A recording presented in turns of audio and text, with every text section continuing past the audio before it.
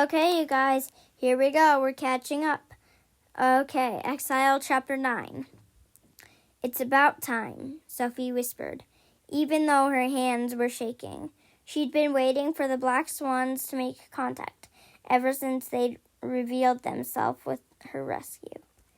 Maybe they were finally going to explain why they made her and what they wanted her to do. It did feel strange knowing they were still watching her, though still planting messages and clues in the shadows, waiting for her to find them.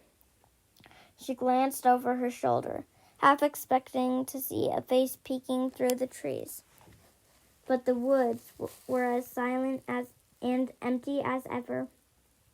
Sophie studied the inspiration again, which must have been written in their special silver runes, the only runes she could read, thanks to the new way the black swan trained her brain.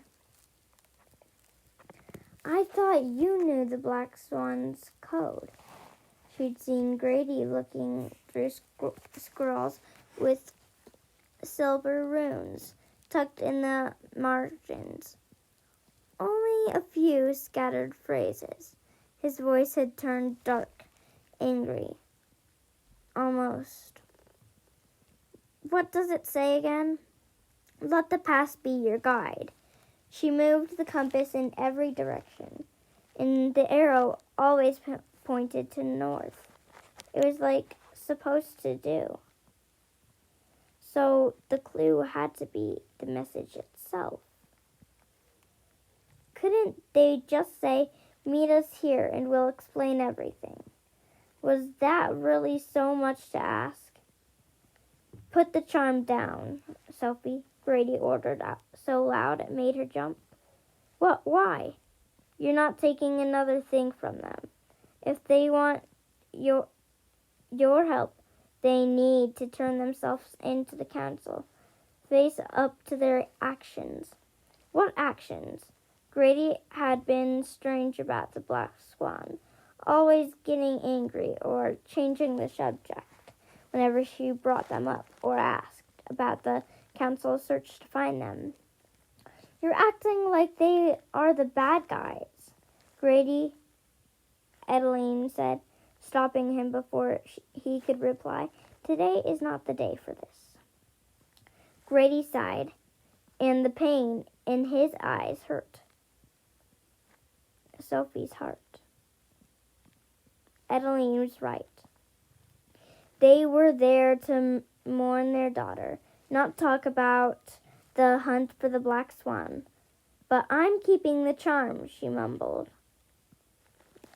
not looking at Grady. It's not safe. It's just a charm, Grady, Adeline interrupted. What are they going to do, track her with it? They already know where we live. Sophie risked a glance at Grady, who looked like he wanted to argue. Instead, he held out his hand. Let me see it again. Sophie hasted, wondering if he would give it back. She couldn't imagine Grady being unfair like that. So she handed it over, and Grady held it to the light, squinting at the bracelet from every possible angle. I suppose Adeline's right, he said through a sigh. The charm's not dangerous, but the message is. You can do what you want with the compass, but don't you dare let them lead you around with the clue. You're not their puppet. I know, but they also rescued me, she reminded him for what felt like a 100th time. They're trying to help, so whatever this message means, I think we should figure it out. Grady pinched the bridge of his nose, like the conversation was giving him a headache. Several seconds of the silence passed before Eileen spoke for him. I think we should show it to Alden. See what he thinks we should do. Works for me. Sophie stood, dusting the grass off her wrinkled dress and pulling out her imparter. Should I hail him and let him know we're coming to Everglen? We can't go right now, Edeline said quietly. We still have to visit Brant. But maybe it's better if you don't. No, I'm coming with you.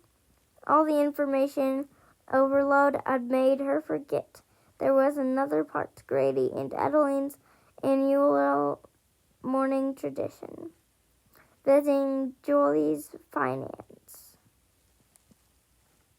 Grady and Edeline shared a look before Edeline reached for Sophie's hand. Are you sure? Seeing Brant is the most upsetting part of this whole process. Was more upsetting than visiting your daughter's grave? Brant's not himself anymore, Grady said, like he knew what she was thinking. It's not easy to see him so broken. His face was as haunted as his tone, and Edeline looked just as pale. I go where you go, she told them, sounding like Sandor, minus the squeaky voice. She hadn't been much help to them at Julie's grave, but she wasn't letting them do this alone. Not anymore, not ever again. An elf lives here? Sophie couldn't help asking as the scenery came into focus. Everything she'd seen in the elven world was enormous and made of jewels or crystal or glass, with elaborate antico in gold or silver accents.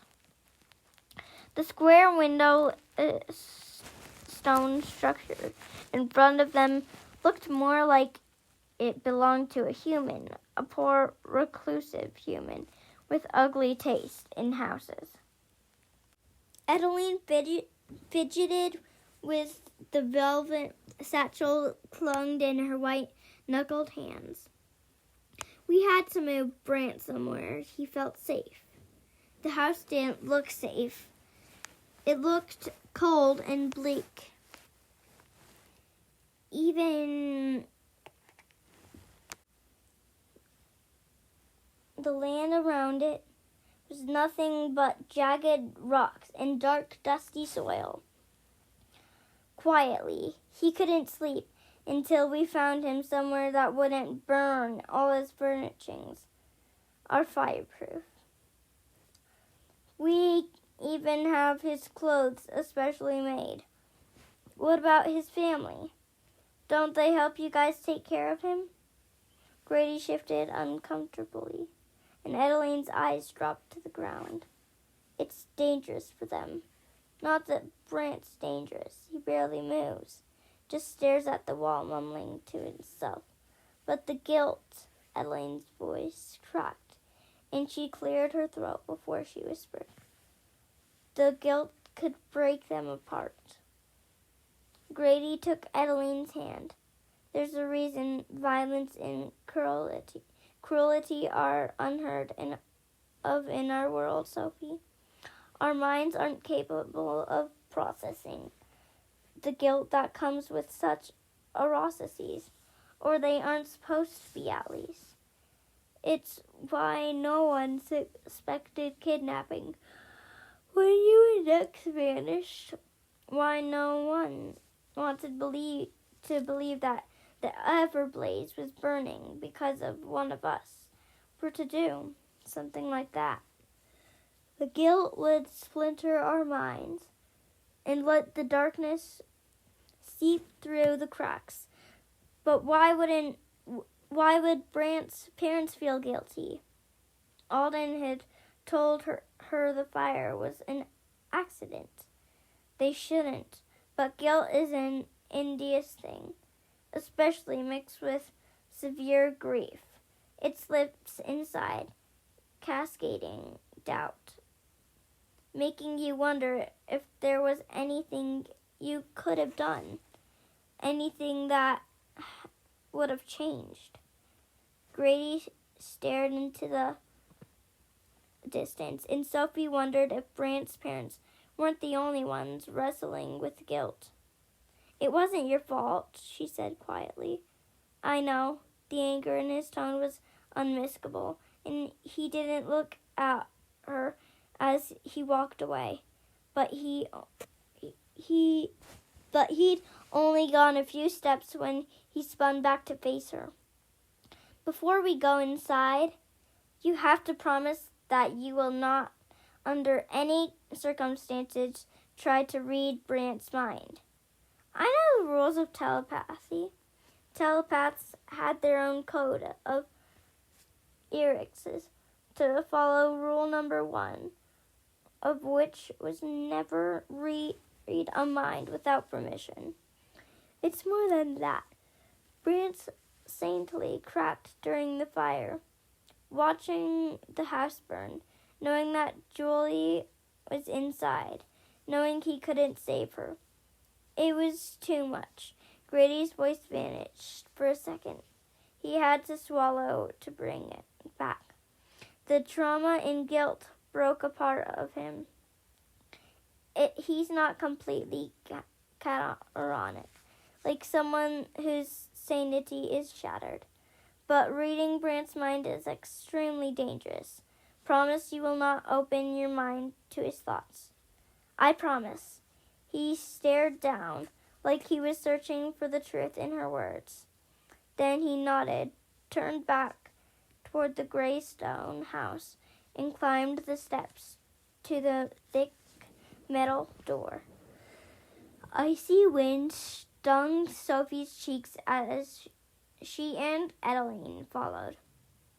When they joined his side, Grady pulled the chain that hung above them, and a low chime rumbled through the house, followed by endless silence. They stood there so long, Sophie started to wonder if Brant was actually home. Then a deep voice called, "Come in." And that's the end of chapter 9. Keep on reading, please.